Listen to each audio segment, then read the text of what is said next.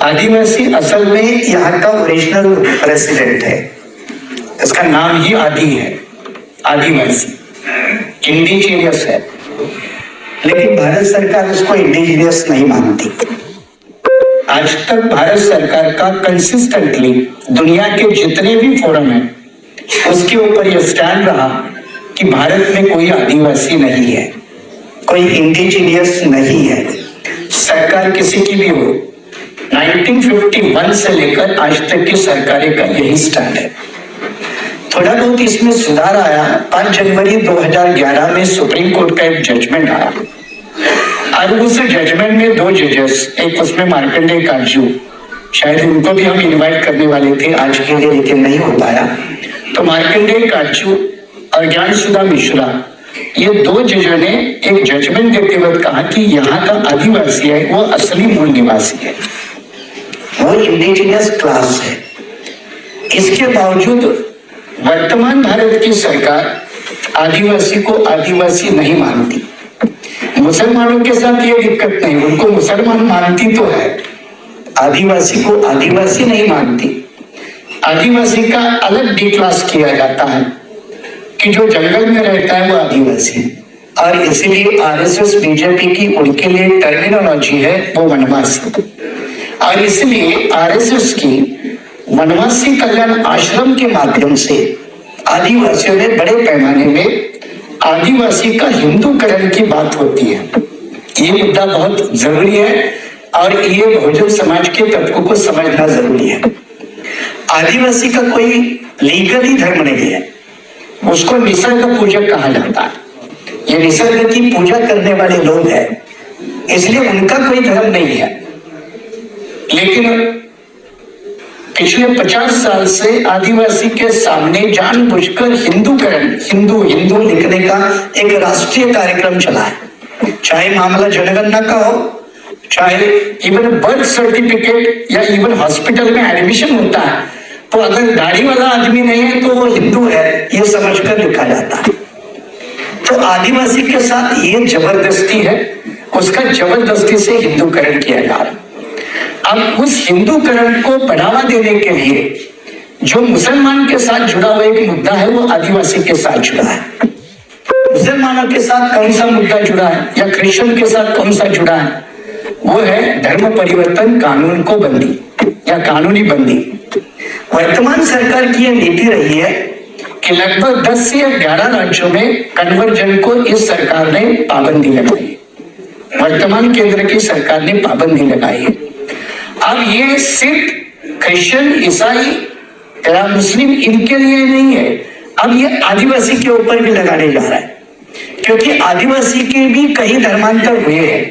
कई आदिवासी क्रिश्चियन बने हैं, कई आदिवासी मुस्लिम बने हैं, और इसलिए आप जानते हैं कि लक्षद्वीप से चुनकर जाने वाले पीएम सईद साहब जो स्पीकर रहे काफी लंबे समय तक लोकसभा के, he was by birth tribal, आदिवासी थे।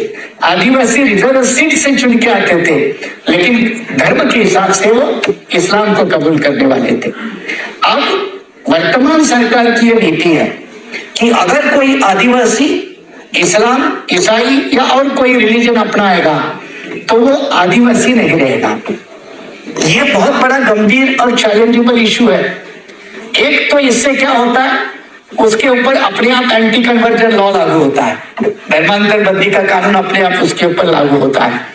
दूसरी बात, उसको हिंदूकरण के फोल्ड में रखना ताकि वो बाहर ना जा सके। और तीसरी बात, ये बड़ी गंभीर वाली बात है कि आज जो देश की आदिवासी जनसंख्या है वो 8.6 है, 2011 के सेंसस के मुताबिक 8.6, और आदिवासी बाहुल पूरे देश के लगभग 8 या 9 स्टेट्स है। नॉर्थ ईस्टर्न का आदिवासी अलग है और राजस्थान, महाराष्ट्र, गुजरात ये बॉर्डर का आदिवासी अलग है। और इसीलिए इन आदिवासी का बिखराव करने के लिए बीजेपी क्या करने जा रही है, बीजेपी आदिवासी के लिए डीलिस्टिंग पॉलिसी लाने वाली है। डीलिस्टिंग, हालांकि अभी तक ये पॉलिसी नहीं आई है, लेकिन वो बीजेपी का एजेंडा है। जैसे ओबीसी के 2 टुकड़े हो चुके हैं, सेठी साहब, ओबीसी के मंडल कमीशन के जजमेंट के माध्यम से 2 टुकड़े हो चुके हैं, एक फॉरवर्ड ओबीसी और बैकवर्ड ओबीसी। अब ओबीसी के और 4 टुकड़े करने हैं केंद्र सरकार को, इसलिए रोहिणी कमीशन है। तो आदिवासी के और टुकड़े हो जाएंगे। शेड्यूल कास्ट और शेड्यूल ट्राइब ये इकट्ठा आ रहा था संवैधानिक अधिकार या आरक्षण की हिफाजत करने के लिए, उसको अब फिर बाइफरकेट करने में सरकार लगी है। इसलिए क्लासिफिकेशन और सब क्लासिफिकेशन का मामला आया, जो सुप्रीम कोर्ट ने 1996 में चिन्मया नाम के जजमेंट में नकार दिया था। अब उसको सुप्रीम कोर्ट ने अभी अगस्त 2024 में उसको रेटिफाई किया, क्योंकि वो केंद्र सरकार की पॉलिसी है, वर्तमान बीजेपी सरकार की वो पॉलिसी है। तो ओबीसी के भी टुकड़े होंगे, एससी के भी टुकड़े होंगे, एसटी के भी टुकड़े होंगे। तो हम जो इकट्ठा बनने में लगे हैं देश भर में, उसको तोड़ने में सरकार लगी है। ये बड़े मुद्दे को समझने की जरूरत है। और इस दिशा में ये आदिवासी को तोड़ने का काम डीलिस्टिंग के माध्यम से होगा।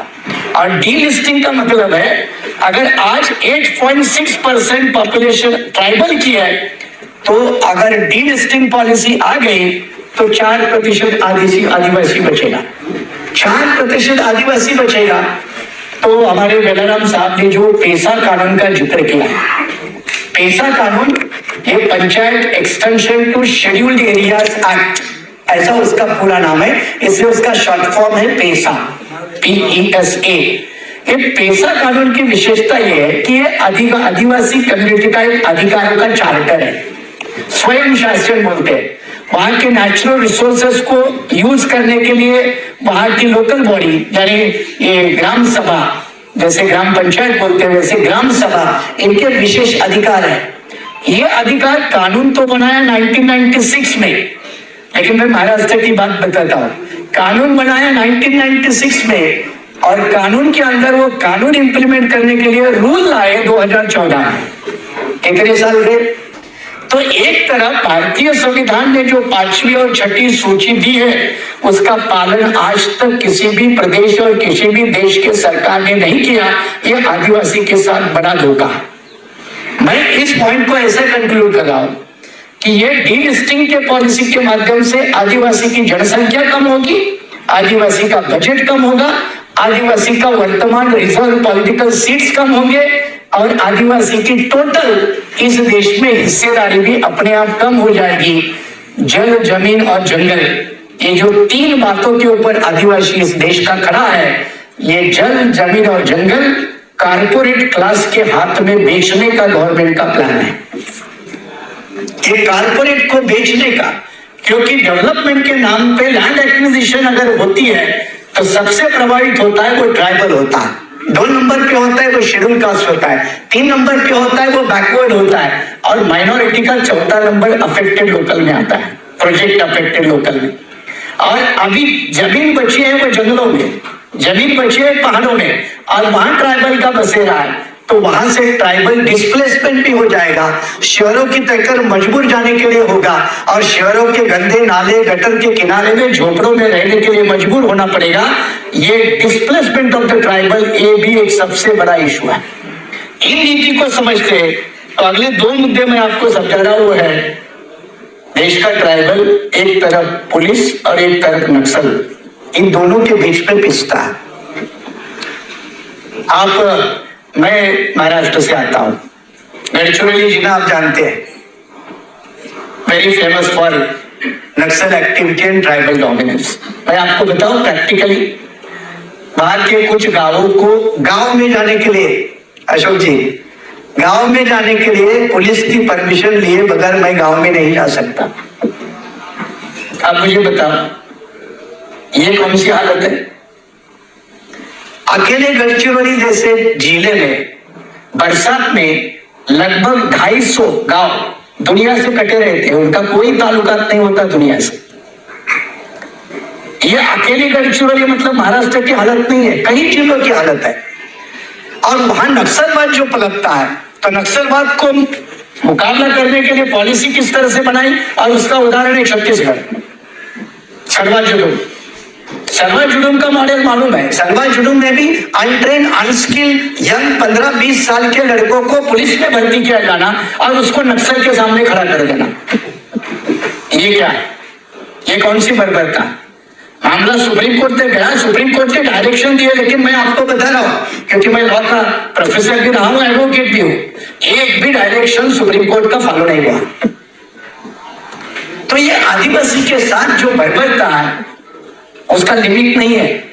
मुसलमानों के साथ चलो ये धर्म का मामला है, मजहब का मामला है, मान सम्मान की लड़ाई है, लेकिन आदिवासी के लिए यह अस्तित्व की लड़ाई है। मान सम्मान तो अगली स्टेज है, वो बचेगा तो मान सम्मान। इसलिए आदिवासी बिल्कुल एक्सटिंक्शन, खत्म होने के रोड पे खड़ा है। और आदिवासी का मुद्दा ना दलित आंदोलन में प्रोमिनेंटली उठकर खड़ा होता है, ना ओबीसी आंदोलन में उठकर खड़ा होता है, ना मुस्लिम या माइनॉरिटी आंदोलन में खड़ा होता है। और हमारी ये सबकी तरफ से कोशिश होनी चाहिए कि पिटे पिटाई तो शरीफ सभी है, कोई 50 साल से पीटा है, कोई 500 साल से पीटा है, कोई 5000 साल वाला पीटने का रिकॉर्ड बनाने वाला है। तो ये सारे पीटने वाले जब एक इकट्ठे होंगे तो जो पीटता है उसके साले की जमकर पिटाई करेंगे।